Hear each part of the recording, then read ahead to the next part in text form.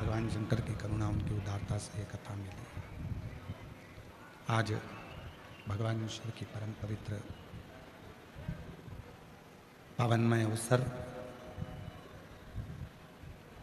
मानव शरीर को शिव के करीब में कैसे लेकर जाया जाए और ये मानव शरीर भगवान शंकर की अविरल भक्ति कैसे करे।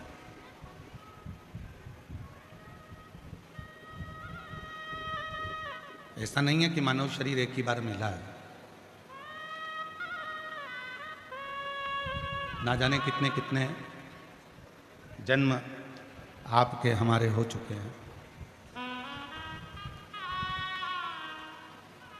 ना जाने कितने कितने जन्म आप और हम इस पृथ्वी पर ले चुके हैं। कोई ये नया जन्म नहीं है आपका और हमारा। पर पीछे की आवाज़ खोल दो। जो रोड पर बैठे हैं उनको भी आवाज़ आ जाए। रोड पे भी बहुत पब्लिक है और पीछे के जितनी भी ग्राउंड है सब दूर की आवाज़ खोल दीजिए, क्योंकि रोडों पे लोग बैठे हुए हैं, बहुत भीड़ है।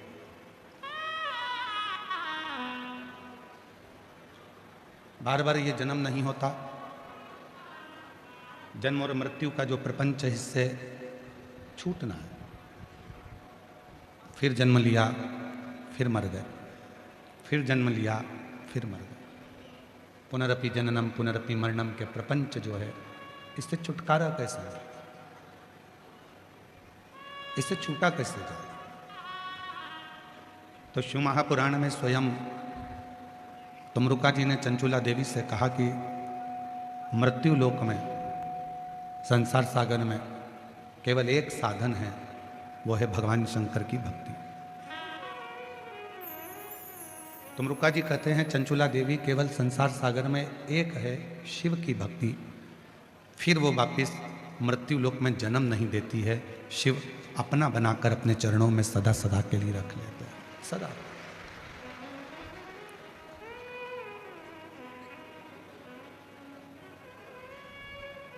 कई लोग कहते हैं शिवजी तीर्थ में हैं। कोई कहता है 12 ज्योतिर्लिंग में भगवान शंकर विराजमान है। कोई कहता है बद्रीनाथ में नारायण विराजमान है। कोई कहते हैं केदार में शिव बैठे हुए हैं। माना कि ये प्रत्येक भारत की भूमि पर जो तीर्थ हैं, यहाँ परमात्मा निवास करता है।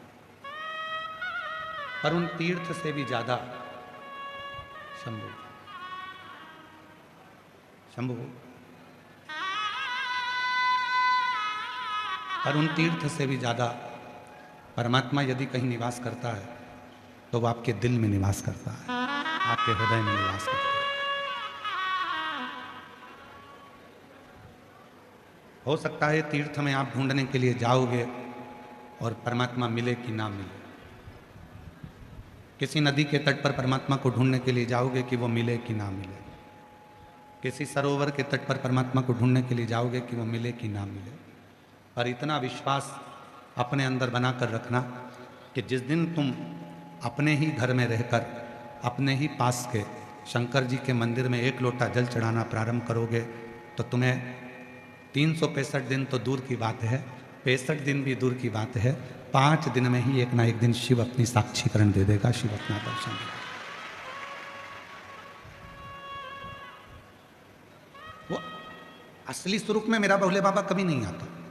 मेरा शंकर, तुम सोचो कि अपने स्वरूप में गले में नाक पहनकर, मृगछाला पहनकर, जटा बांधकर, चंद्रमा लगाकर, गंगा सिर पर रखकर आ जाएगा तो नहीं आ सकता, बिल्कुल नहीं है।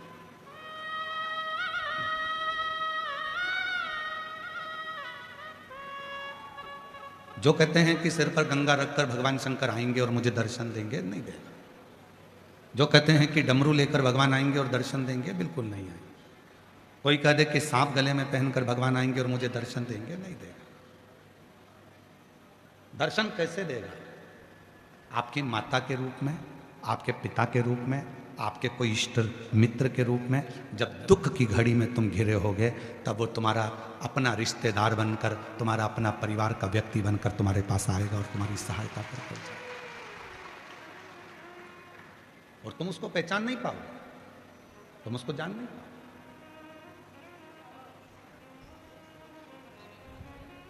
जैसे जीते जी अपने माँ बाप को नहीं पहचान पाते, जैसे जीते जी अपनी पत्नी को, अपने पति को, अपने रिश्तों को नहीं जान पाते, उसी तरह तुम परमात्मा को नहीं पहचान पाते। मरने के बाद उसके मुंह में दही पेड़ा खिला रहे हो, मरने के बाद उसके पसंद की गुलाब जामुन बनवा रहे हो, मरने के बाद उसके लिए खीर बनवा रहे हो। अगर वो जिंदा था और उसको जीते जी ही मत गुलाब जामुन खिलाते, मत खीर खिलाते, पर प्रेम से मीठी वाणी बोल देते, तो भी वो आशीर्वाद देकर चला जाता।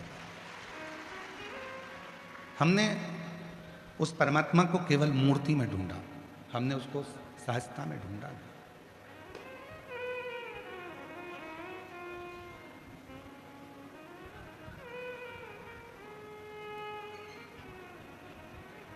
प्रत्येक जीव में, इसलिए शिव महापुराण की कथा कहती है कंकर में शंकर है। ये जो शब्द निकला है कंकर में शंकर है, ये पहले लोग नहीं निकालते थे। अब दुनिया के लोगों को समझ में आ गया कि कंकर में शंकर है।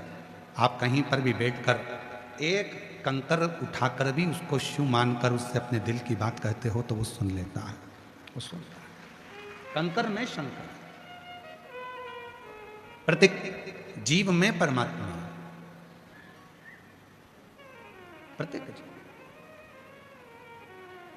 हमारे निखिलेश जी एक भजन की लाइन बड़ी सुंदर गुनगुनाते हैं कि फूलों में ढूंढा तुझे, फूलों में ढूंढा तुझे, माला में पावे, फूलों में ढूंढा तुझे, कलियों में पावे,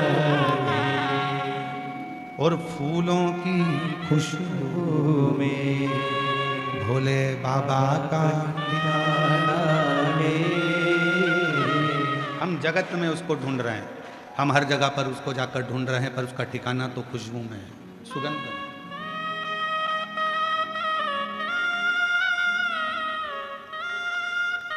हम उसको ना जाने कहां कहां ढूंढने का प्रयास कर रहे हैं, पर उसका ठिकाना तो शिव महापुराण की कथा के शब्द में।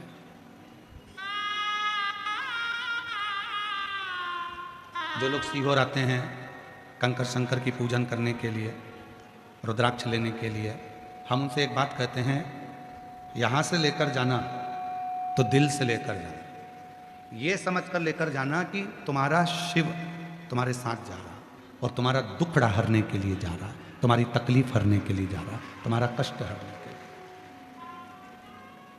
यहाँ कई माताएं ऐसी बैठी हैं जो अपने साथ में कंकर शंकर को लेकर चलती हैं। कई बेटी होंगी जिनके प्लेट में, कटोरी में कंकर शंकर विराजमान।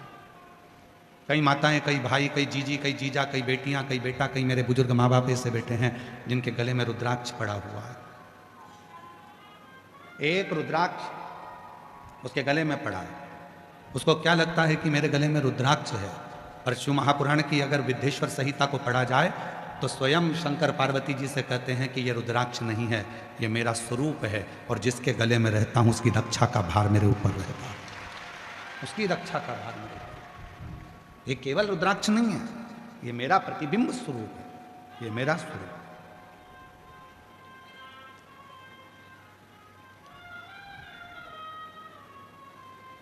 मर गया तो दही पेड़ा खिला रहे हैं, मर गया तो तिरई में लड्डू पेड़ा गुलाब जामुन बनाकर खिला रहे हैं, ठीक नहीं। मर गया तो अस्थि की पूजन करी जा रही है, राख को भी पूजा जा रहा है, पर जिंदा था तो क्यों नहीं पूजा, जीवित था तो सम्मान क्यों नहीं दिया।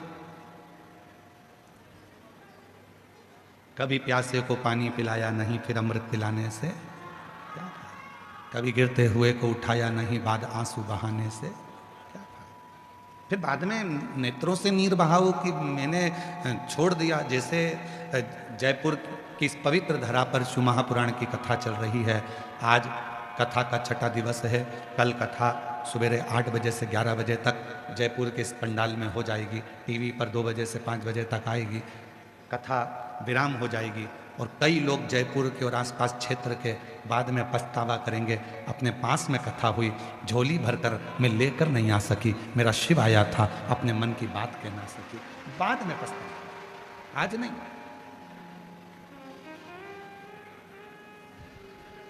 अभी तो आप आए हो बाबा से निवेदन करने के लिए, प्रार्थना करने के लिए, विनय करने के लिए, विनती करने के लिए, और उसको अपने दिल की बात करने के लिए, अपने मन का भाव, अपने मन का विचार करने के लिए। शिव का भक्त, शिव साधक, शिव की आराधना करने वाला, शंकर की साधना करने वाला, माँ आद्यशक्ति की आराधना करने वाला, माँ आद्यशक्ति की साधना करने वाला किसी से कोई कामना नहीं रखता। कामना रखेगा जो भगवान शंकर का भजन करने वाला है, जो भगवान शंकर की साधना करने वाला है, जो भगवान शंकर का स्मरण करने वाला है, वो इंसान से कोई कामना नहीं रखता, वो भगवान से कामना रखता, वो शिव से कामना रखता। जो देगा तो मेरा भोले बाबा ही देगा, जो देगा तो मेरा शिव ही देगा, जो देगा तो मेरा शंकर ही देगा। रिश्तेदार नातेदार को कौन दे रहा है? वही दे रहा है। एक सुंदर प्रसंग है शिव महापुराण का, बहुत सुंदर प्रसंग।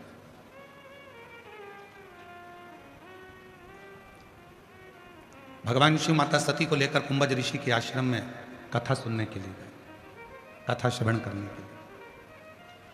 कुंभज बाबा के यहाँ जब कथा सुनने के लिए गए और कुंभज ऋषि के यहाँ जब बैठकर कथा श्रवण कर रहे थे, तो माँ सती के मन में यह भाव उत्पन्न हो रहा था कि मेरे पति विवाह करने के बाद उनको तो मुझे कहीं घुमाने ले जाना था, कहीं भ्रमण करने ले जाना था, पर मेरे पति मुझे विवाह करने के बाद केवल कथा सुनाने के लिए लेकर आए।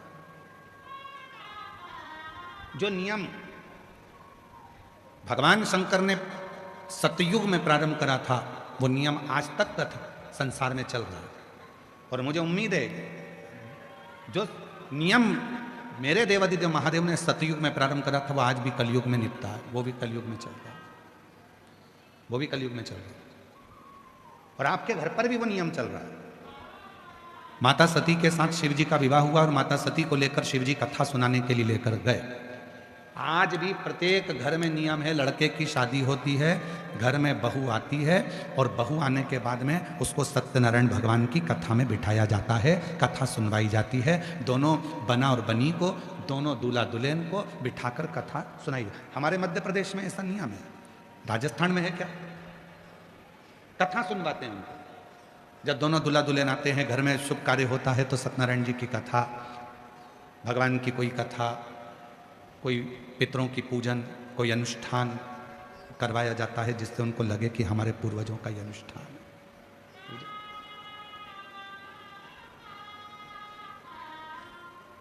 ले गए भगवान शंकर माता सती को कथा सुनने के लिए। कुंभज बाबा के आश्रम में बैठ गए कथा सुनने के लिए, और माता सती के दिल में ये बात आ रही है कि मेरे विवाह के बाद तो मुझे ले जाना था कोई घूमने के लिए, मेरे विवाह के बाद तो मुझे लेकर जाना था कहीं हिल स्टेशन पर घुमाने के लिए, पर विवाह के बाद मुझे मेरे पति लेकर आए हैं कुंभज ऋषि की यहाँ कथा सुनने के लिए, कथा श्रवण करने के लिए। सती ने मन में ये विचार करा कि मेरे पति भी मुझे कहाँ लेकर आए, इससे तो अच्छा है कि मेरे प्राण ही चले जाते, मैं जलकर भस्म ही हो जाती तो अच्छा था। शिव महापुराण की कथा कहती है, सती माता ने मन में सोचा कि मेरा शरीर चले जाता, और शिवजी कथा सुनते सुनते क्या विचार कर रहे हैं कि मुझे राम जी का दर्शन हो जाता। कुंभज ऋषि को हंसी आ गई। बाबा कुंभज ऋषि मुस्कुराए, हंसे। भगवान कुंभज ऋषि को बड़ी हंसी आ गई, और कुंभज ऋषि जैसे ही मुस्कुराए, जैसे ही हंसे, तो शिवजी ने पूछ लिया कि तुम हंस क्यों रहे हो? तो भगवान कुंभज ऋषि ने शंकर भगवान से कहा, मैं जानता हूं कि तुम मुझसे पूछ रहे हो कि मैं हंस क्यों रहा हूं, पर इस लीला को तो तुम भी जानते हो कि मेरे हंसने का कारण क्या है, मैं क्यों हंस रहा हूं, इसका कारण तो तुम भी जानते हो। तो शिवजी हंस दिए, और भगवान शंकर ने पूछा कुंभज ऋषि से, मैंने सुना है कि कथा सुनते समय जो मन में आता है वो मिलता जरूर है, मैंने जो मांगा क्या वो मुझे मिलेगा? कुंभज ऋषि कहने लगे, क्यों नहीं मिलेगा, पर सती ने जो मांगा है उसको भी मिलेगा। सती ने क्या मांगा? मैं जलकर भस्म हो जाऊं तो अच्छा, और शिवजी ने क्या मांगा? राम का दर्शन हो जाए तो अच्छा। दोनों की मुराद पूरी हो गई। बीच रास्ते में राम जी का दर्शन शिव जी को हो गया, और राम जी का दर्शन जैसे शिव जी को हुआ, सती मैया परीक्षा के लिए जाने लगी। चलो बताओ, परीक्षा लेने के लिए कौन कौन गई थी? सती अकेली गई थी? शिव जी भी गए थे क्या? जम के तो बोलो। नहीं। कौन गई? केवल अकेली सती परीक्षा लेने के लिए गई राम जी की। रो रहे थे, नेत्रों से नीर बह रहा था, आंख से आंसू बह रहा था। तो सती ने कहा, तुम इनको प्रणाम कर रहे हो? साधारण मनुष्य। शिव जी कहने लगे, ये साधारण मनुष्य नहीं, ये मेरे राम है जो मेरे दिल में बसते, हृदय में बसते। पत्नी के लिए रोना है? अपनी पत्नी के लिए रोना है? परमात्मा कोई भगवान पत्नी के लिए रोता है? शिव जी ने कहा, ये तो सब लीला है। तुम्हारे मन में अगर थोड़ी सी भी खेद है तो परीक्षा लेकर आ जाओ। सती जी परीक्षा लेने चले। शिव जी से कहा, अब आओ सही जगह पर कथा के प्रसंग पर। इतनी कथा तो आपने रामचरितमानस में भी सुन रखी है, भागवत में भी सुन रखी है, पूरी पुराणों में सुन रखी है। अब सही प्रसंग पर अब आ रहे। सती कह रही है, कथा सुनने अपन दोनों साथ आए, भ्रमण करने अपन दोनों साथ आए, कथा दोनों ने साथ सुनी, भोजन दोनों साथ करते हैं, घूमने दोनों साथ जाते हैं, तो परीक्षा लेने में अकेली क्यों जाऊं? तुम भी मेरे साथ चलो। मैं अकेली परीक्षा क्यों लूं?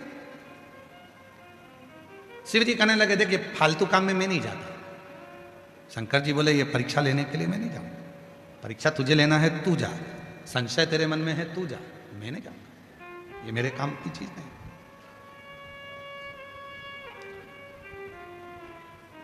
परीक्षा लेने मैं जाऊं? हाँ, परीक्षा लेने के लिए मैं नहीं जा सकता। जाओ तुम परीक्षा लो।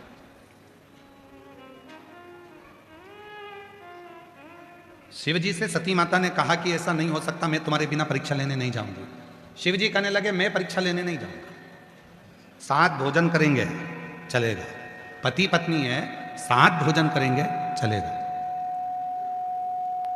साथ घूमने चलेंगे चलेगा, साथ मोटरसाइकिल पे बैठेंगे चलेगा, साथ फोर व्हीलर में बैठेंगे चलेगा, साथ कथा सुनने चलेंगे चलेगा, साथ माल घूमने चलेंगे चलेगा, साथ शॉपिंग करने चलेंगे चलेगा। पर याद रखना, बीमारी तुझे हुई है और तू कहे कि मुझे इंजेक्शन लग रहा है तो तुम भी लगवा, चलेगा?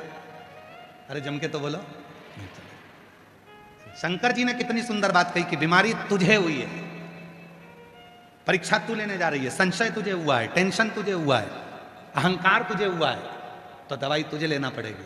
अब कई लोगों की आदत, अब तुम हॉस्पिटल में जाओ और पत्नी बीमार पड़ गई और पत्नी पति से कहे, जी अपन साथ में रोटी खाते थे, साथ में रहते थे, साथ में घूमने जाते थे, साथ में ससुराल जाते थे, साथ में शॉपिंग पे जाते थे, साथ में मॉल जाते थे, साथ में ये काम करते थे, साथ में वो काम करते थे।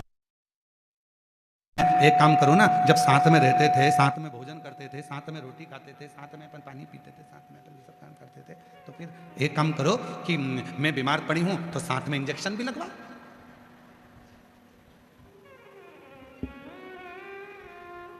दवाई भी साथ में लो।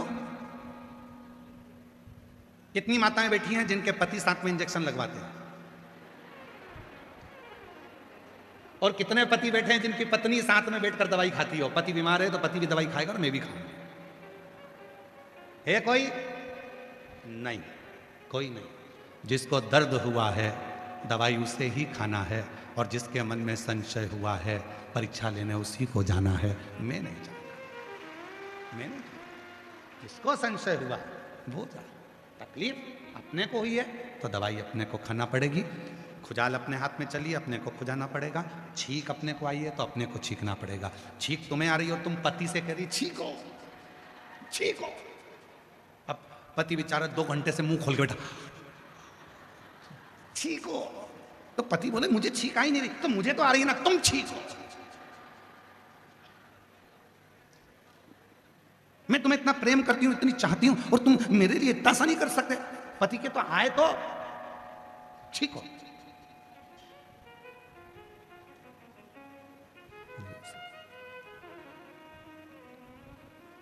दर्द अपने को है तो दवा अपने को खाना है। कष्ट अपने को है, दुख अपने को है, तो एक लोटा जल चढ़ाने अपने को ही मंदिर जाना है, कोई दूसरा नहीं, कोई दूसरा। कई लोग कहते हैं तुम हमारे पास में आओ, हम तुम्हारे लिए ये वाला अनुष्ठान करेंगे और तुम एकदम ठीक हो जाओगी।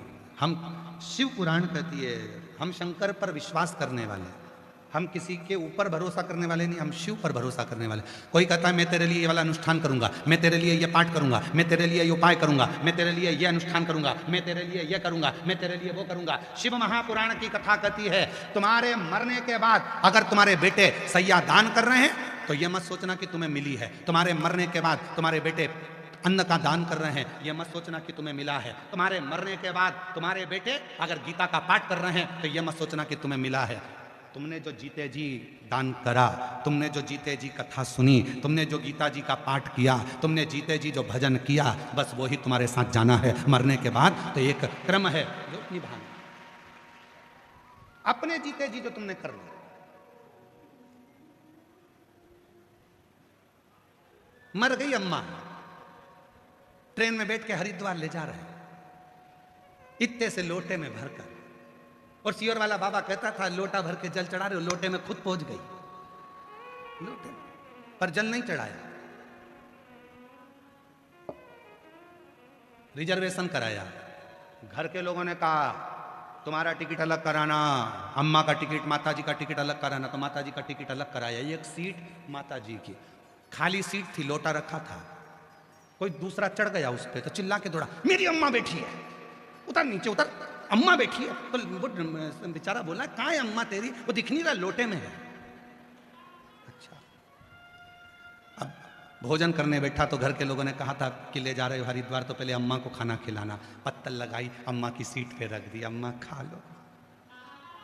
अब अम्मा कोई जिंद थोड़ी ना है कि लोटे में से निकल के ही करके खाए,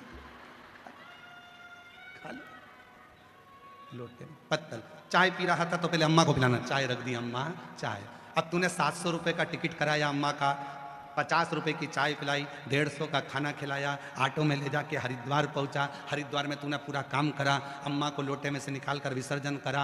यदि तूने 1000-1200 रुपये अम्मा के मरने के बाद खर्च करा और फिर गंगा जी में अस्थियां डाली, तो गंगा मैया भी बोली कि जीते जी कभी नहीं आई और मरने के बाद आई तो तेरे को तो नहीं तारूंगी, साइड में नल्ले में निकालूंगी।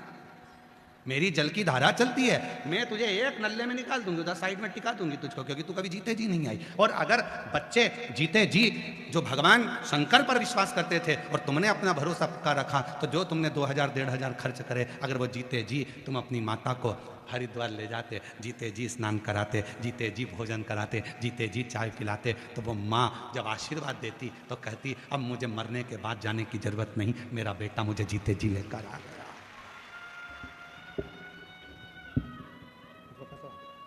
मेरा बेटा मुझे जीते जी लेकर आ गया, अब मुझे जाने की जरूरत नहीं। इसको कस,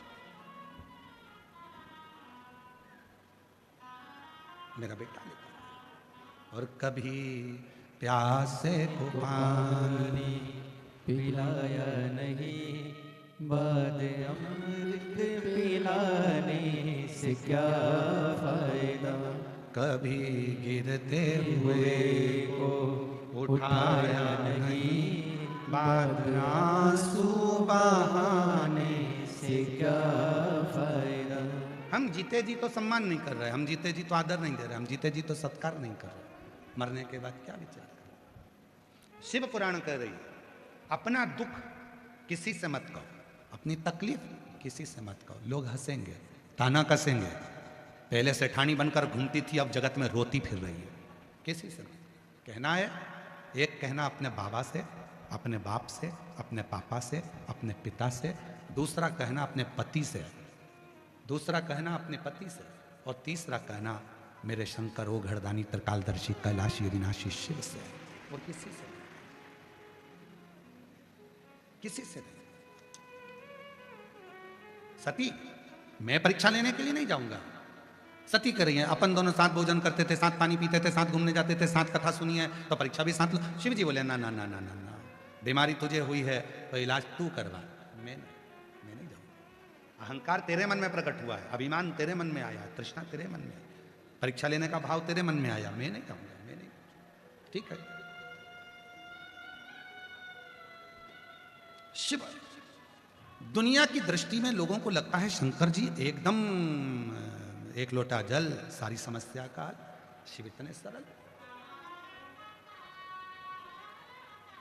महाराज, जो व्यक्ति जितना ऊंचाइयों पर बैठता है ना, उसको उतना गंभीर होना पड़ता है।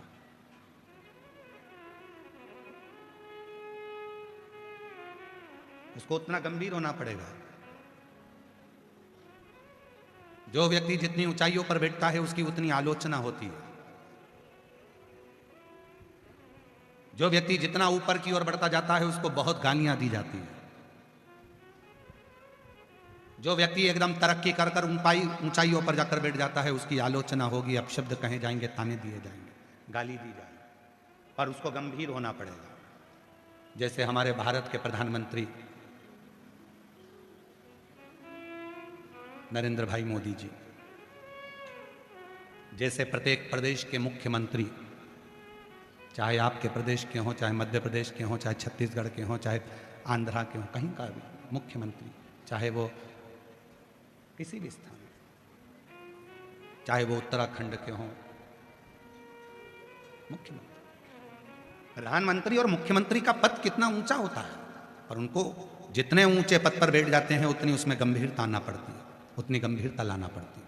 उनको मालूम है ऊपर बैठेंगे, उन्नति की सीढ़ी पर चढ़ेंगे तो लोग गालियां बहुत देंगे, आलोचना बहुत करेंगे, अपशब्द बहुत कहेंगे, ताने बहुत देंगे, ना जाने क्या क्या कमेंट्स करेंगे, ना जाने क्या क्या लिखेंगे, पर जितनी ऊंची कुर्सी पर व्यक्ति बढ़ता जाता है उतनी उसमें गंभीरता आती जाती है, उतना उसमें बल उत्पन्न होता जाता है। ये आलोचना सुनने का, ताने सुनने का, अपशब्द सुनने का जवाब कम देता है, सुनता बहुत है।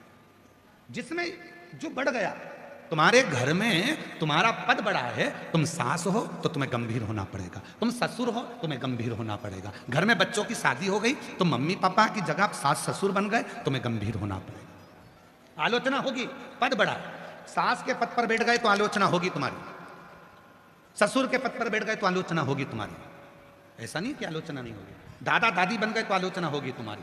तुम अभी तक घर की बेटी थी, अभी ननंद नहीं थी, अब ननंद बन गई हो तो आलोचना होगी तुम्हारी।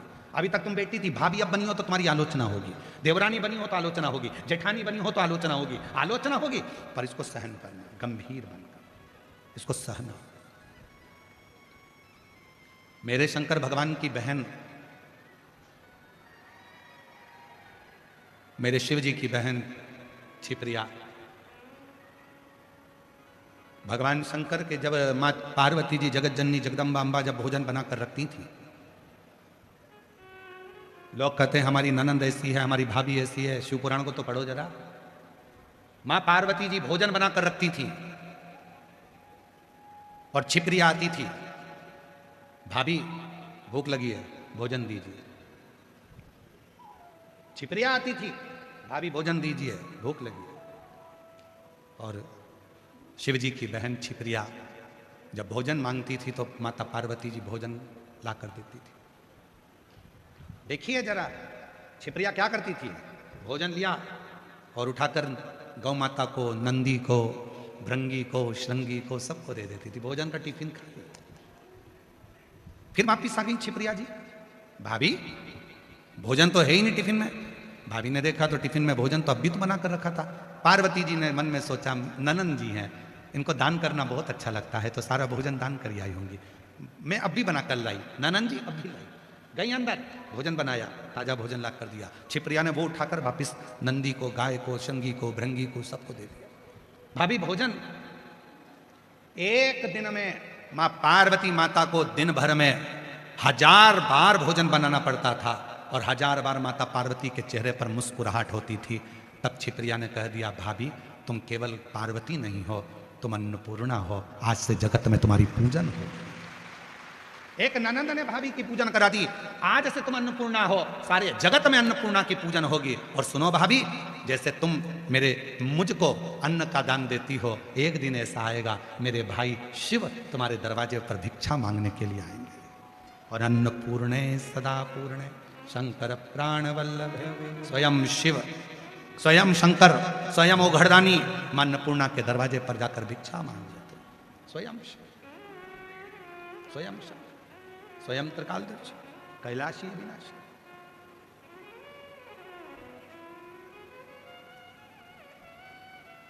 कोई सहजता नहीं है। शिव को जानना, भगवान शंकर को पहचानना, शंकर भगवान के गुणगान का स्वयं। और देखो एक बहन कैसी होती है, उस बहन का भी जरा स्मरण करिए। शिव जी की बहन, जब दूषण नाम के राक्षस ने आक्रमण करा, और दूषण नाम के राक्षस ने आक्रमण करा और पूरा ब्राह्मणों के बच्चों को पकड़कर निचोड़कर खून पीने लगा, वो दूषण नाम का असुर।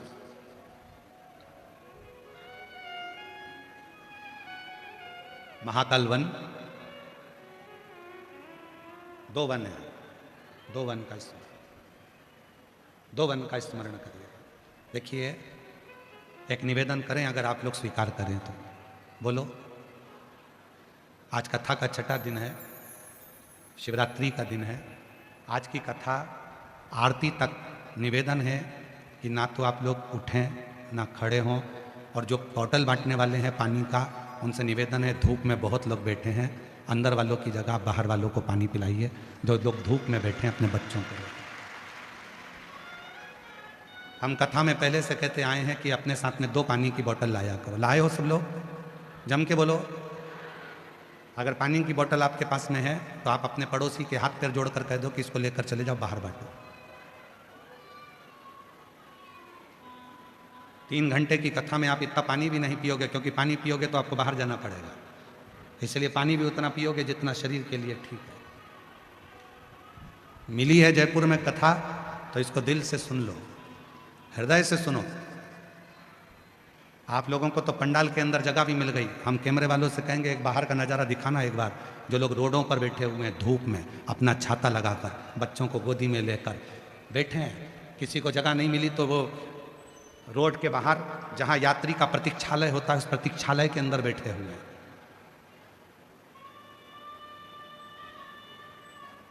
जगह नहीं है। पूरे पंडाल जितने भी लगे, 7, 8, 9 जितने पंडाल लगे, और उसके अलावा मैं यहाँ की जयपुर नगर की प्रशासन को, यहाँ की सरकार को, और यहाँ के कलेक्टर महोदय, यहाँ के आईजी, डीआईजी, कमिश्नर, एसपी को भी धन्यवाद दूंगा, यहाँ के एसडीएम को धन्यवाद दूंगा। उनने समिति से कहकर रात को 4 गुना पंडाल और बढ़वा दिया कि भक्त आराम से बैठ सके, व्यवस्था कर सके। पर हम जानते हैं कि कथा 2 दिन, कथा के जो शिवरात्रि है और समापन है, उस पर भक्त रात भर विश्राम करते हैं, उसके लिए आते हैं। तो आपसे निवेदन है थोड़ी जागरूकता के साथ कथा का लाभ लें। बहुत बाबा ने कृपा करी है आप पर, ना जाने आपकी झोली मेरा भोले बाबा किस तरह से भर कर भेजेगा और कितना देकर भेजेगा, ये वही जानता है। उसी के हाथ, दिल से, हृदय से। दूषण नाम का असुर ब्राह्मण के बच्चों को निचोड़कर उनका रक्त पीता। 2 वन है शिव महापुराण में। 2 वनों का वर्णन आता है। एक वन है नंदन वन, एक वन है महाकाल वन।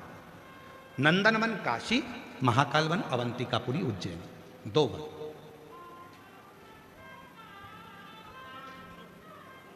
और दोनों वनों की विचित्रता है। काशी भगवान शंकर का घर, अवंतिकापुरी पूरी सृष्टि के राजा, महाकाल राजा, पूरी सृष्टि के राजा महाकाल। महाकाल वन में दूषण नाम के राक्षस ने आक्रमण करा और पूरा पृथ्वी को हिलाना प्रारंभ करा। ब्राह्मण के बच्चे मिलते थे, उनको निचोड़कर रक्त पी जाता था, खून पीता था, और ब्राह्मणों के बच्चों को निचोड़कर खून पीकर फेंक देता। हाहाकार मच गई पूरे पृथ्वी पर। सबने पुकारा दूषण कहाँ है? तो कहा अभी तो महाकाल वन में रह रहा है। महाकाल वन में? हाँ।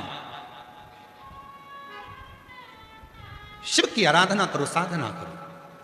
जब जीवन में थोड़ा सा कष्ट आता है, तकलीफ आती है, दुख आता है, किसी का एक्सीडेंट हो जाता है, किसी को तकलीफ हो जाती है, तो कहा जाता है कि महामृत्युंजय का पाठ करो, महामृत्युंजय का अनुष्ठान करो, शिव समाधि। कष्ट आया है, शिव की साधना करो। कष्ट आया है, शंकर का भजन करो, शिव साधना करो, फलित हो। ठीक है।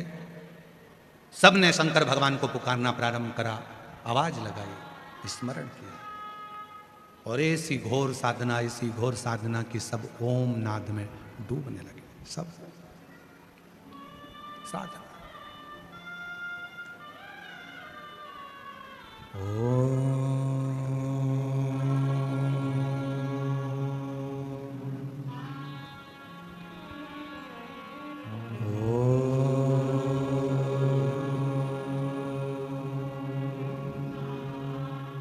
पूरा महाकाल वन, पूरी पृथ्वी ओम के नाद में डूबने लगी। सबने साधना करी, सबने पुकारा।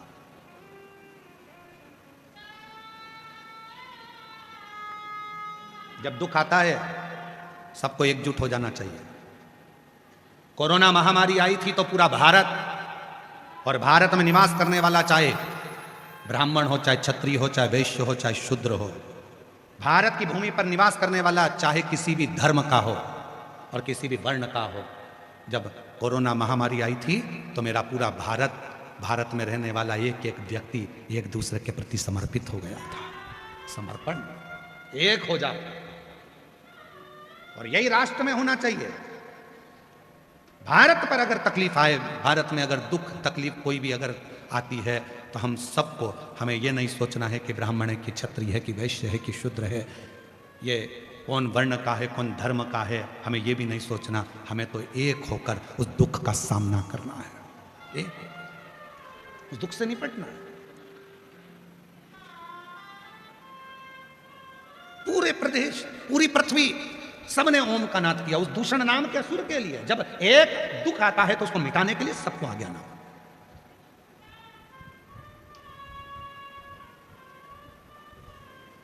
उस ओम का शब्द का नाद दुख को दूर करना। आप भी हमारे साथ में 5 बार ओम का नाद करेंगे, ध्यान केंद्रित करेंगे, नेत्र बंद रहेंगे और एकदम लंबी सांस खींचते हुए प्रेम से आप खुद महसूस करेंगे उस ओम के नाद में कि मेरे पास मेरा बाबा ऐसा लग रहा है पास में खड़ा हुआ है। सब उच्चारण करेंगे साथ में।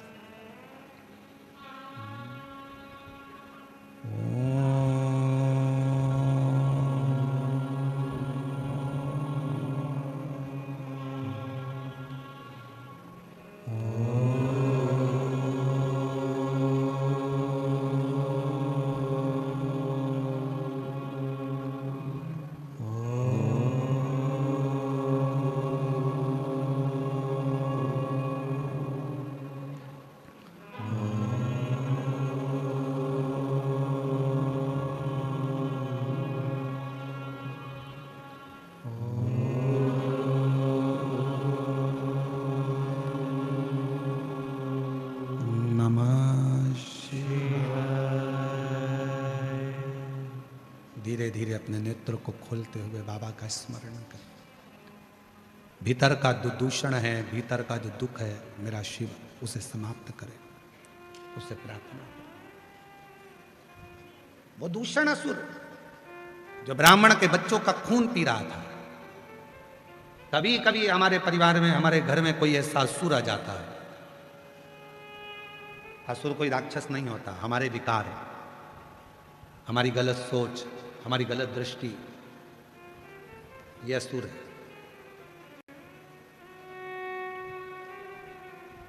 बेटी को खूब पढ़ाना है, बेटी को खूब पढ़ाना है, बेटी को खूब पढ़ाना है, और बहू कह दे कि मम्मा मुझे भी पढ़ना है, तो नानी याद आ जाती है। क्यों नहीं पढ़ाना? वो भी तो किसी की बेटी है ना। भारत सरकार एक काम करती है, बेटी पढ़ाओ बेटी बचाओ। सियोर वाला बाबा एक काम करता है, बहू पढ़ाओ और देश बचाओ। बहू को भी पढ़ाओ, उसकी भी एक मन की सोच है, उसको भी मन में आता है कि मैं भी पढ़ूं, मेरी ननद पढ़ती है, वो भी नौकरी करती है, तो मैं भी पढ़ूं, मैं भी उन्नति करूं, मैं भी तरक्की करूं। उसके भीतर की अच्छी सोच प्रकट करो।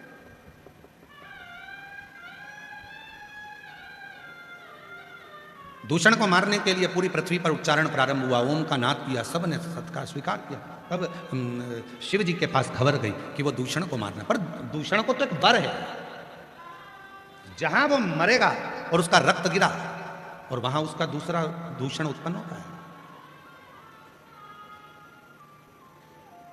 वो दूसरा दूषण उत्पन्न होगा तो और तकलीफ देगा। वो एक दूषण इतना परेशान कर रहा है तो दूसरा दूषण कितना परेशान करेगा।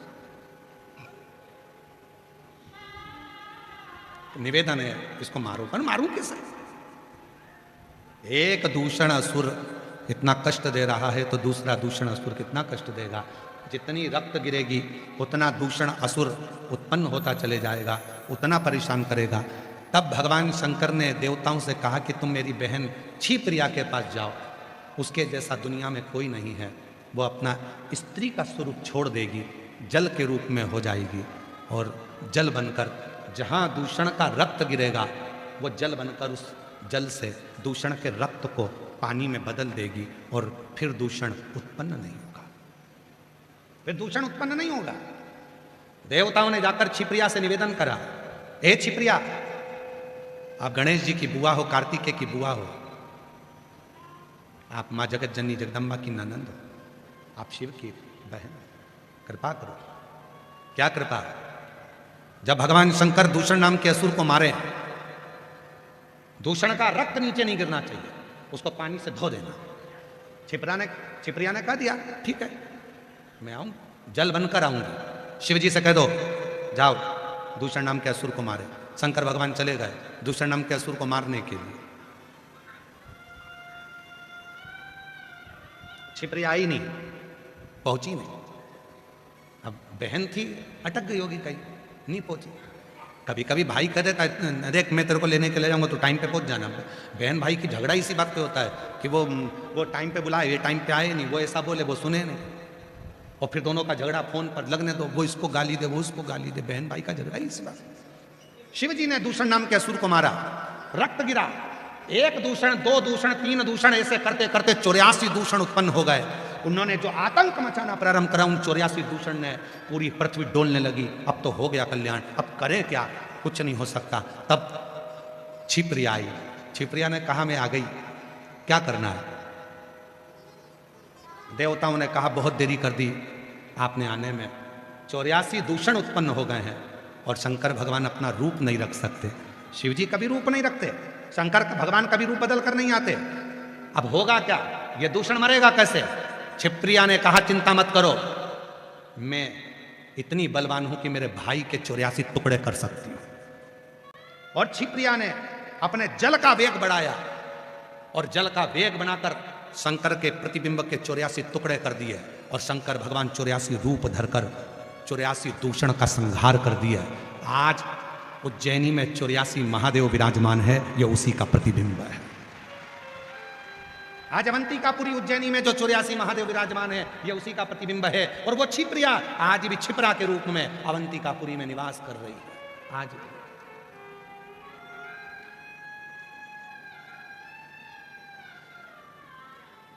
इसलिए भारत की भूमि की सबसे बड़ी राखी, भारत की भूमि की सबसे बड़ी राखी अगर कहीं बनती है तो वह देव अधिदेव महादेव महाकाल राजा को बनती है, छिप्रिया की।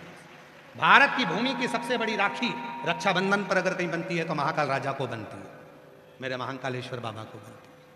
एक बहन और भाई का जो संबंध होता है वो शिव पुराण निभाने का करती है। वो संबंध कोई साधारण नहीं है। ये शंकर भगवान को समझने के लिए पूरी जिंदगी निकल जाएगी लोगों को, पूरा वो समझ नहीं पाते।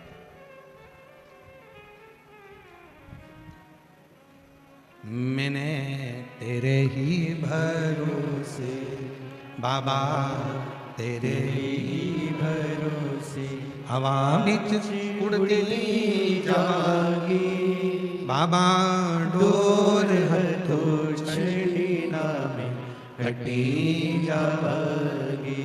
भोले मैं तेरी पतन, शंभू मैं तेरी पतन। तो शिव महापुराण की कथा कर रही है। जितने ऊंचे पद पर मेरे देव अधिदेव महादेव बैठे हैं, भगवान शंकर देव नहीं है, महादेव हैं। देवों में भी देव महादेव है, ऊंचे पद पर बैठे हैं, इसलिए वो गंभीर हैं, इसलिए वो सहते हैं दुनिया की आलोचना, दुनिया की गालियां, दुनिया के ताने, दुनिया के अपशब्द। तुम जब ऊंचाइयों पर बैठो तो तुम सहन करना सीख लो। पर ऊंचे पद पर बैठने वाला ही सह सकता है। कौन सह सकता है? ऊंचे पद वाला।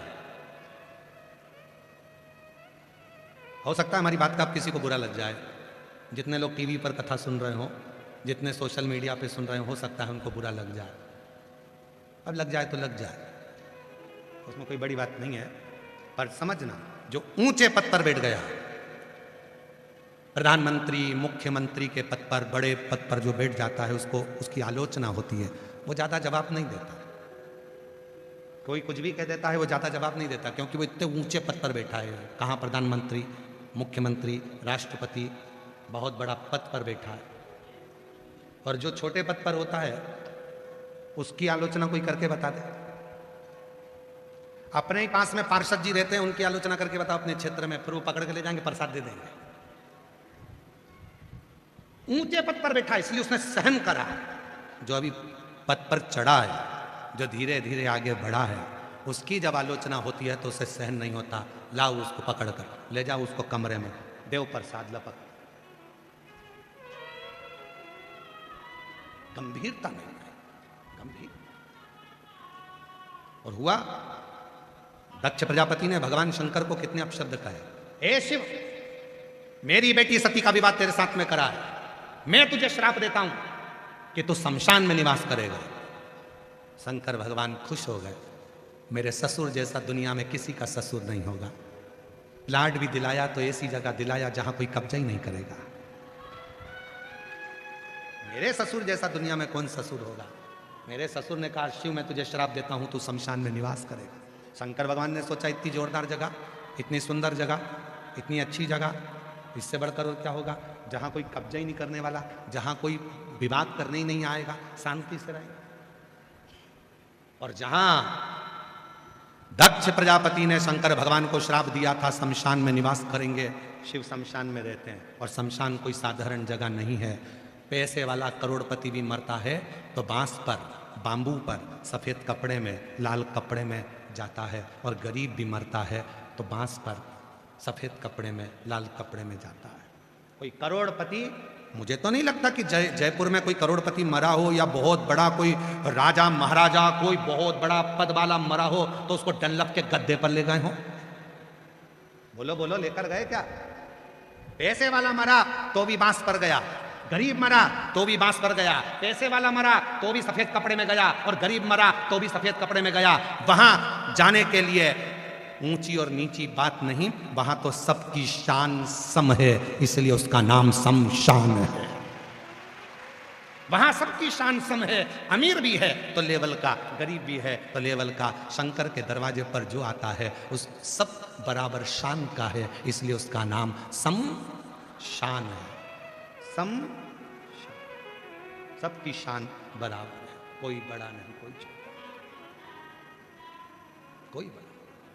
आए हो, श्राप दिया दक्ष प्रजापति ने शिव जी को। शंकर भगवान कुछ नहीं बोले क्योंकि पद ऊंचा है। जो ऊंचे पद पर बैठता है वो जवाब नहीं देता, इंतजार करता है। रुको, समय आएगा, जवाब दिया जाएगा, अभी जरा शांति रखो, टाइम दो, जरा इंतजार करो, चुप रहो, बैठे रहो। गंभीरता चाहिए बड़े वाले में। और शंकर जी गंभीर रहते हैं, मौन रहते हैं। और वही हुआ।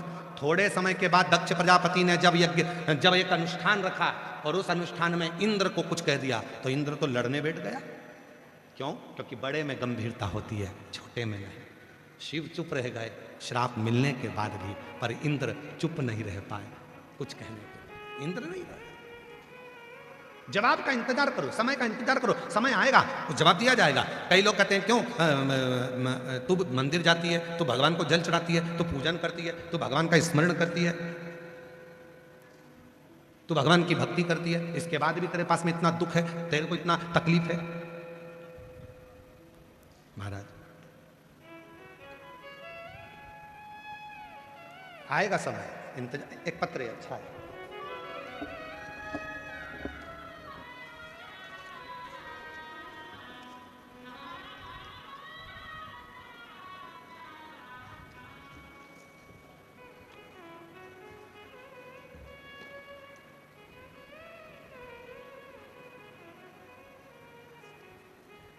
मेरा नाम मनीषा नागर है, पति का नाम मुरली नागर है, निवासी ग्राम बम्बूली, तहसील नेनवा, जिला बूंदी, राजस्थान से है। गुरुजी, भोले बाबा की महिमा का मैं क्या गुणगान करूं, एक लोटा जल का क्या बखान करूं। हमारी शादी को 11 साल हो गए, लेकिन हमें संतान का सुख प्राप्त नहीं हुआ।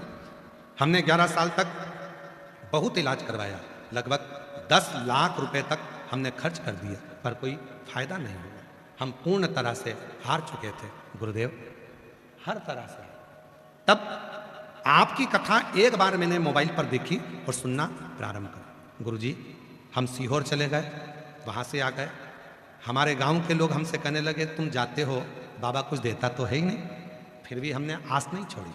हम हर 2 महीने में सीहोर जाने लगे। कुबरेश्वर बाबा का कंकर शंकर पूजन करते और बाबा का कंकर लेकर आते, बाबा का रुद्राक्ष लाए, बाबा का व्रत करा, पशुपति आंकड़े की जड़ का प्रयोग करा। एक बार करा नहीं हुआ, 2 बार करा नहीं हुआ, 3 बार करा नहीं हुआ, फिर करा। सारे लोग कहने लगे तुझे होगा ही नहीं, जब डॉक्टर मना कर दिए तो तुझे बच्चा कैसे होगा।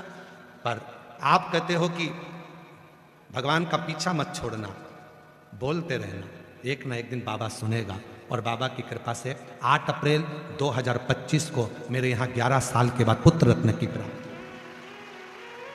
एक पत्र और बड़ा सुंदर है, देखिए।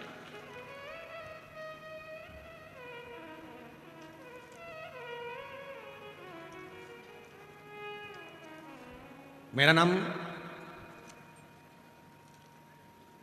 बंटी रावत है। कहीं बैठे हो बंटी रावत जी? मेरा नाम आप ही हैं, आ जाइए, आ जाओ। मेरा नाम बंटी रावत है। मेरे पति का नाम सुरेश रावत है, निवासी चोमू। मेरे 2 साल से ब्रेन हेमरेज हुआ है। डॉक्टर ने मुझे यह कहा था कि 10 लाख में से एक हो जो बिना ऑपरेशन के तुम चल रही हो। तुम्हारा ब्रेन हेमरेज इतना ज़्यादा है कि तुम जीवित हो, यही बहुत बड़ी बात है। गुरुदेव, डॉक्टर ने तो ऑपरेशन का कहा था, पर हमने डॉक्टर साहब से केवल 3 दिन मांगे थे और 3 दिन मांगकर हम छुट्टी लेकर आए और हम लोग सीहोर पहुंच गए। वहाँ कंकर शंकर की पूजन कर रुद्राक्ष लिया, जल लेकर आ गए। रुद्राक्ष लाए, पानी में गलाती, शिव जी को चढ़ाकर जल पीना प्रारंभ करा। वापिस डॉक्टर के पास चली गई। डॉक्टर साहब अब आप ऑपरेशन की तैयारी कर सकते हो। डॉक्टर ने फिर जांच करी तो कहा 28 दिन की गोलियां देकर देखते हैं, हमें लग रहा है कि तुम्हें थोड़ा सुधार है। 28 दिन की गोलियां देते हैं। 28 दिन की गोलियां डॉक्टर ने दे दी और 28 दिन बाद मैं जो रुद्राक्ष का जल पीती रही, शिव मंदिर जाती रही। विद्याधर नगर के स्टेडियम में मैंने कथा सुनी, वहां की मिट्टी भी पूरे सिर पर लगा ली और फिर पहुंची। 28 दिन पूरे कर कर डॉक्टर ने देख के सही कह दिया तुम्हारा ब्रेन हेमरेज पूर्ण तरह से ठीक हो गया है, अब तुम्हें ऑपरेशन की जरूरत नहीं है। मैं अपने ब्रेन हेमरेज की पूरी जांच भी लगा रही हूं। ये पूरी जांचें जो डॉक्टर ने करी वो भी नहीं।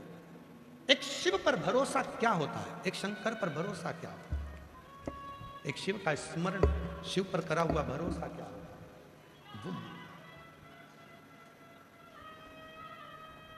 ऐसे दयालु नाथ से रिश्ता बनाइए,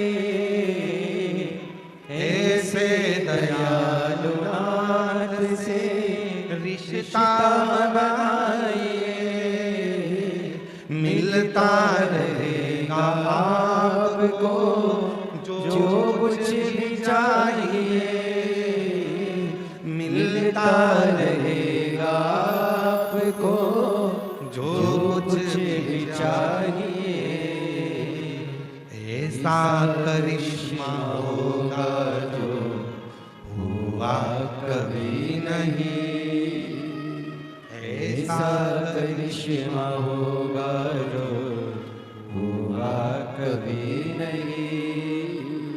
मांगा है भोलेनाथ से वरदान एक ही, मांगा है भोलेनाथ से वरदान एक ही।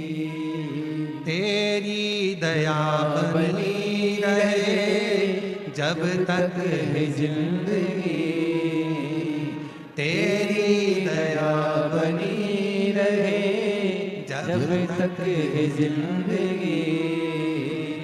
मांगा है भोलेनाथ से वरदान एक ही, मांगा है भोलेनाथ से वरदान एक ही। कैसी कृपा करेगा, कब कृपा करेगा, कोई भरोसा नहीं। उसकी कृपा कितनी है, कितनी दया करता है वो, कितनी करुणा करता है, ये कोई नहीं जाने। पत्र देखिए आप लोग, जरा पत्र का अंदाजा लगाओगे। हमें उम्मीद नहीं थी कि जयपुर में इतने पत्र आ जाएंगे, कि सोचने वाली बात है। कितना पत्र जिन भक्तों को भगवान ने दिया, उन्होंने पत्र में लिखकर भेज दिया। पत्र देखिए, इधर खड़े पत्रों का दर्शन करिएगा, देखिए।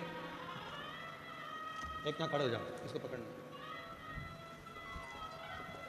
चैनल वालों से निवेदन है, पत्र जरूर दिखाना, दिखे कि मेरे भोले बाबा ने कितनों को दिया है और कितना कितना दिया है। और पत्र पढ़ते नहीं है, इतने पढ़ नहीं पाते। मांगा है भोलेनाथ से वरदान एक ही, मांगा है भोलेनाथ से वरदान एक ही, भोलेनाथ से पकड़ वरदान इस साइड है, एक काम ही। इस साइड। मांगा है भोलेनाथ से वरदान एक ही, मांगा है भोलेनाथ से वरदान एक ही, तेरी कृपा बनी रहे जब तक है जिंदगी, तेरी कृपा बनी रहे जब तक है जिंदगी। और पत्र आज के पढ़ने के, भोलेनाथ से वरदान एक ही। ये वो पत्र हैं जिनको मेरे भोले बाबा ने कथा सुनते सुनते दिया है।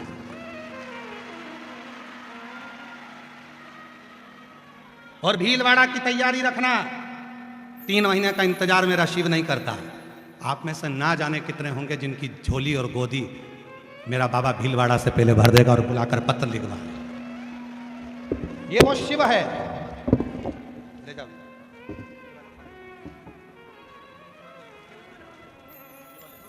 ये उठा लो, ले जाओ। के प्रसंग में आगे जो प्रसंग वर्णन किया वो आया है तारकासुर का। तारकासुर के 3 बेटे हैं, तारकाक्ष, विदुम्माली और कमलाक्ष, 3 पुत्र। तारकासुर ने एक वर भगवान से मांगा था कि अगर ब्रह्मा जी मुझे वर दीजिए कि अगर मेरे प्राण छूटे तो शिव जी के पुत्र के द्वारा छूटे। जो भगवान से प्रेम करने वाला होता है, जो शिव से स्नेह करने वाला होता है, जो बाबा की भक्ति में डूबने वाला होता है, शंकर से स्नेह करने वाला होता है, उसकी प्रधानता केवल एक होती है कि मेरे शरीर के द्वारा और मेरे द्वारा भला कैसे।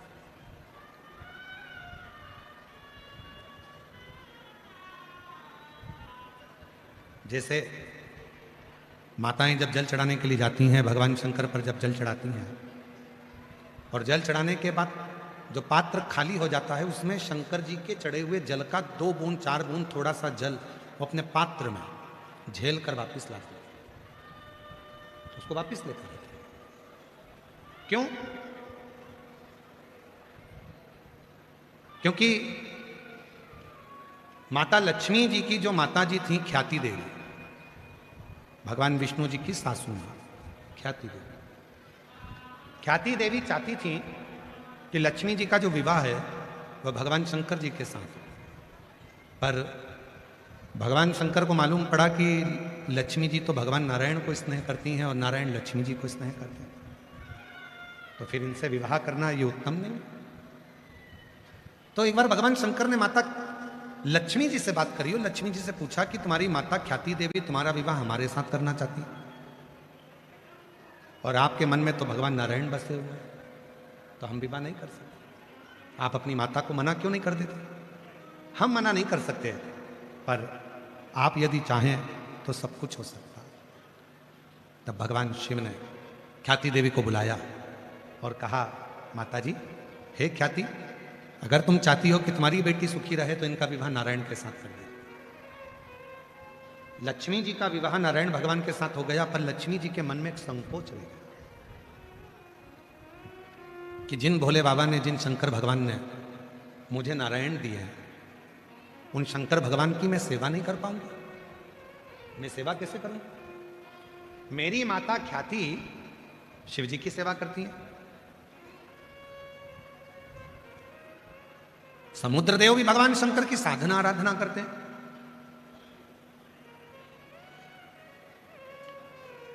और मुझे भी सेवा करना है, तो मैं कैसे सेवा करूं? भगवान नारायण के साथ में लक्ष्मी जी के फेरे पूरे हुए और लक्ष्मी जी गरुड़ पर बैठकर जब भगवान विष्णु के साथ जाने लगी तब भगवान शंकर के पास आई।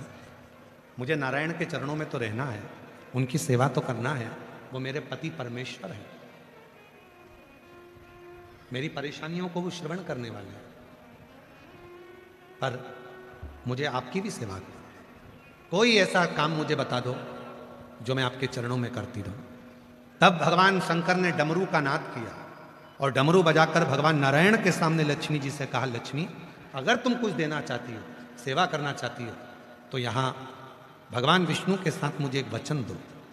कोई शिव भक्त जब मेरे शिवालय में मेरे शिवलिंग पर जल चढ़ाने के लिए आएगा, उसका पात्र जल का जल चढ़ाने के बाद पूरा खाली हो जाएगा।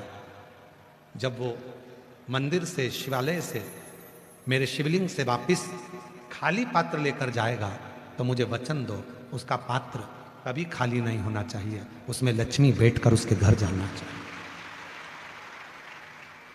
याद रखना, किसी भी देवी के मंदिर में पूजन करने जाते हो, जल चढ़ाते हो, खाली हो जाता है, लेकर आते हो। दशा माता की पूजन करने जाते हो, तीज माता की पूजन करने जाते हो, चतुर्थी माता की पूजन करने जाते हो, किसी देवी देवता की पूजन करने जाते हो, जल चढ़ाते हो, पात्र खाली हो जाता है, लेकर आते हो।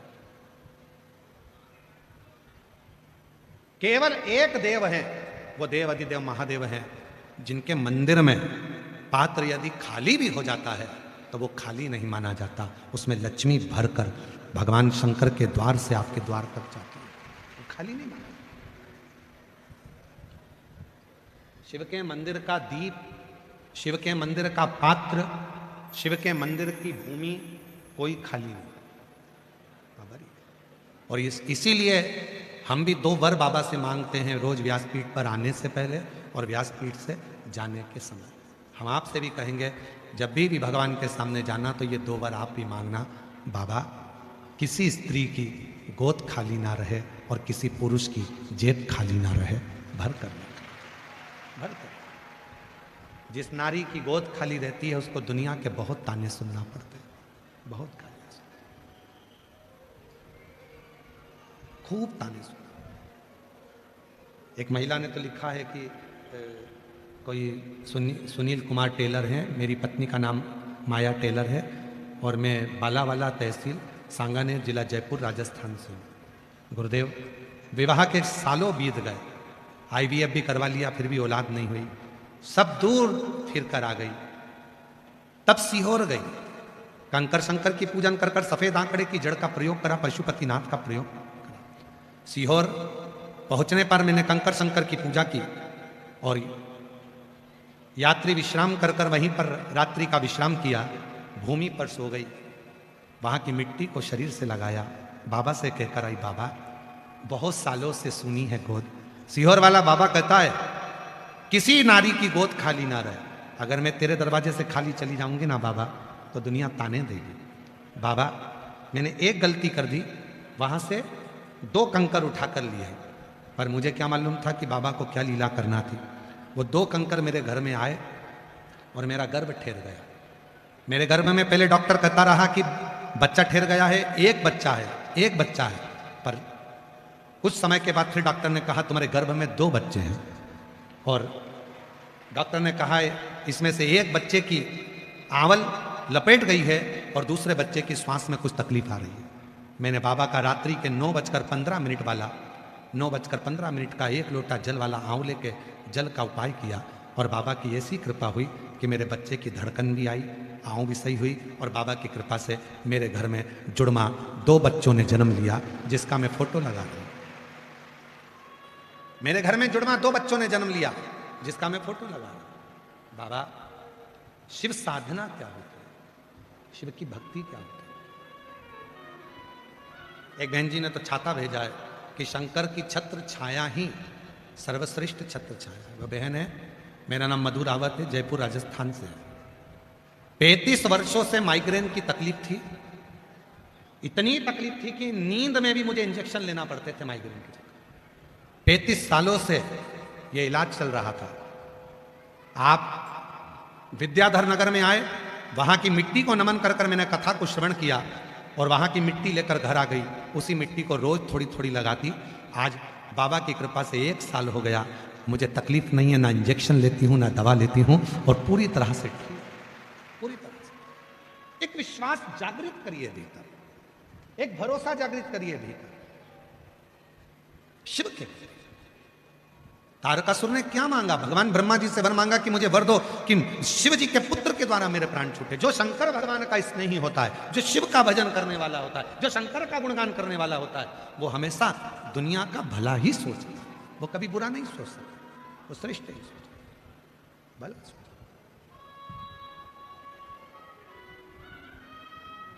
लोग कहते हैं हम शिव जी के मंदिर जाते हैं, लोग हमको देखते हैं, हंसते हैं, ताना कसते हैं, अपशब्द कहते हैं। कहना, बोलने वाले को बोलने दो, उनका काम है बोलना, अपना काम है भगवान के मंदिर में जाना और शिव की स्तुति करना। आपकी जिंदगी का फैसला आपको लेना, अपने घर का फैसला और अपनी जिंदगी का फैसला जब दूसरे लेने लगे तो समझ लेना कि तुम बर्बादी की सीढ़ी पर चढ़ गए, तुम बर्बाद होकर ही रहोगे। अपना फैसला अपन लो। मंदिर जाना मेरी मर्जी, भजन करना है मेरी मर्जी, नाम जाप करना है मेरी मर्जी, शिव महापुराण की कथा श्रवण करना है मेरी मर्जी। मैं दूसरे के कहने पर नहीं चलती। तुम कहोगे मेरे माँ बाप ने मुझे जन्म दिया, मेरे माँ बाप ने मुझे पढ़ाया, मेरे ससुराल में मैं रहती हूँ, तो दूसरे के कहने पर क्यों चलूं? उसने मना कर दिया तो मंदिर नहीं जाऊंगी, उसने मना कर दिया तो मैं शिव जी पे चढ़ा जल नहीं पीऊंगी, उसने मना कर दिया तो मैं बेलपत्र नहीं खाऊंगी, उसने कह दिया तो मैं ऐसा नहीं करूंगी, उसने कह दिया तो वैसा नहीं करूंगी। मेरी मर्जी। अपना फैसला अपने हाथ में होना चाहिए। अपना रिमोट अपने हाथ में रखो। टीवी का रिमोट दूसरे के हाथ में रहता है तो उसके पसंद का नाटक देखना पड़ता है। जब रिमोट अपने हाथ में होगा तो अपनी पसंद का नाटक देखेंगे। उसी तरह अपना रिमोट अपने हाथ में रखो कि मेरा जीवन मेरा है, मैं बड़ी हुई हूं, मैं संघर्ष कर रही हूं और मेरे दुख को मैं खुद काटूंगी। भगवान शंकर का नाम स्मरण कर, कोई दूसरा नहीं काटेगा। और हम तो बाबा के भरोसे चलते हैं, हमको बाबा के भरोसे चलते हैं। ये दुनिया वाले जलते हैं, ये दुनिया वाले जलते हैं। डमरू वाले बाबा के भरोसे चलते हैं, सीहोर वाले के भरोसे चलते हैं। काशी वाले के भरोसे चलते हैं, हम तो बाबा के भरोसे चलते हैं। हम उसके आश्रित हो। तारकासुर हम उसके आश्रित हो। तारकासुर ने वर मांग लिया, शिव जी के पुत्र हुए षडानंद कार्तिकेय। जब वो षडानंद कार्तिकेय जी जब तारकासुर को मारने के लिए गए, माँ पार्वती जी ने कह दिया इसके हृदय में बाण नहीं लगना चाहिए, क्योंकि इसके हृदय में शिव बसते हैं, शंकर बसते हैं। तारकासुर के प्राण छूट गए। उसके 3 पुत्र थे, तारकाक्ष, विदुमाली, कमलाक्ष। बड़े उपद्रवी थे।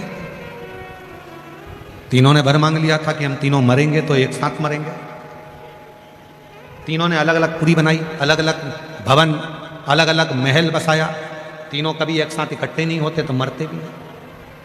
शिव जी से प्रार्थना, इन तीनों को मारना है। शंकर भगवान ने कहा इन तीनों को मारने के लिए तुम सब पशु बन जाओ, मैं तुम्हारा पति बनता हूं। पति परमेश्वर का मतलब आप लोगों को मालूम है? जम के तो बोलो, पति परमेश्वर का मतलब क्या होता है? पति परमेश्वर का मतलब होता है कि मेरे दुख को, मेरी परेशानियों को जो सुने और सुनकर परेशानियों का हल निकाले, उसको पति परमेश्वर कहा जाता है। मेरे दुखड़े को तो सुने, परेशानी को तो सुने। पर आज के पति परमेश्वर ऐसे हो गए, सुनते कम है और चिल्लाते ज्यादा है। बहुत तेज धाड़ चिल्लाते। पर पति परमेश्वर का सही मतलब है जो तुम्हारी परेशानियों को सुने, सुनकर उसका हल निकाले। आज नहीं तो कल निकाले, पर उसका हल तो निकाले। अब आज के जमाने में तो पत्नी कुछ भी कहती है तो परेशानी सुनते से ही वो इतना ज्यादा चिल्लाता है कि वो हल ही नहीं निकाल पाता। थोड़ा हल किससे कहे, किसको कहे? एक पति चिल्ला कर जवाब देता है, क्या जरा जरा सी चीज के लिए मुझे फोन लगाती रहती है, क्या जरा जरा सी सामान के लिए तो मुझे फोन लगाती रहती है। अब उस पति को समझाओ, तुझे फोन नहीं लगाए तो क्या पड़ोसी को लगाए, और अगर वो पड़ोसी को फोन लगाए तो फिर तेरी नाक कट जाए। भगवान से प्रार्थना करो कि मेरी पत्नी मुझे फोन लगाती है, खुशी की बात, प्रसन्नता की बात, ये प्रसन्नता होना चाहिए।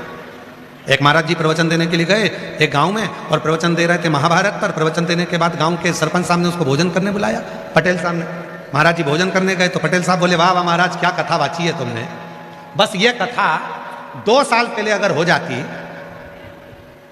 मैं जुआ हार रहा था तो मैं पटलन को भी जुए में लगा देता, जैसे द्रौपदी को लगाया था। इतने में तो पटलन को बुरा लग गया कि मेरे पति ने मेरे लिए ऐसा कह दिया। इतने में पटलन आई थाली लेकर, बोली, वाह महाराज क्या कथा बाची, 40 साल पहले अगर तुम कथा बाज देते तो मैं भी 5 पति कर लेती। इतने में पटेल साहब चुप हो गए। पटेल साहब बोले, महाराज आज के बाद महाभारत मत बाचना। पटेल साहब ने जैसे ही बोला तो महाराज जी बोले, महाभारत बाचना और महाभारत को श्रवण करना और श्रवण कर कर अपनी जिंदगी में उतारना, सब प्रसंग अलग अलग, उसको धारण कर। ये तीनों मरे तो एक साथ। शिव जी ने 33 कोटि देवताओं को पशु बना दिया, शिव जी उनके पति बन गए, और पति बनकर भगवान शंकर ने उन तीनों का संहार कर दिया। संहार करा, शिव जी का नाम पशुपतिनाथ पड़ गया। बोल पशुपतिनाथ भगवान की। पशुपतिनाथ का जो व्रत होता है वो 5 सोमवार का होता है। दिए कितने लगते हैं, जम के बोलो, 6 दिए।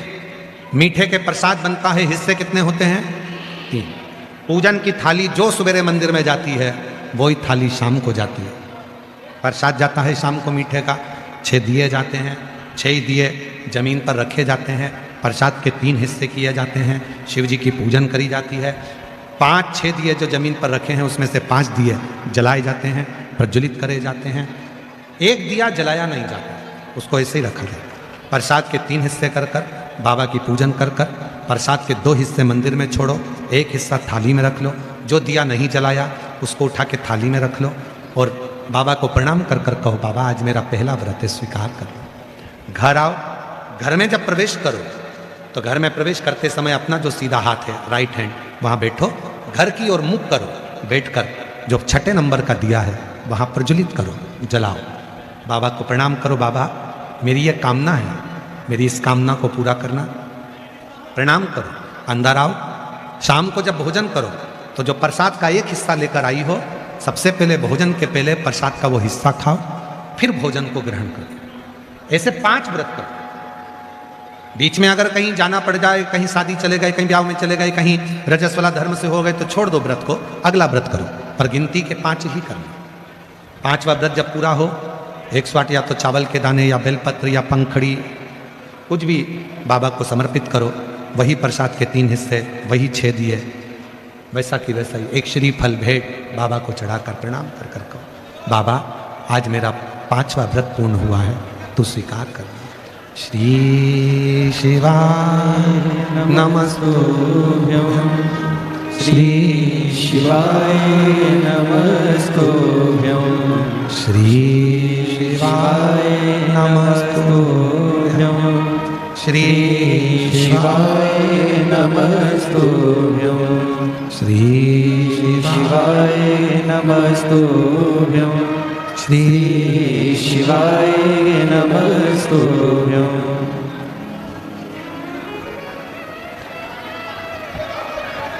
बाबा को अपने मन का भाव कहकर, प्रार्थना कर कर, निवेदन कर कर अपने घर को जाओ।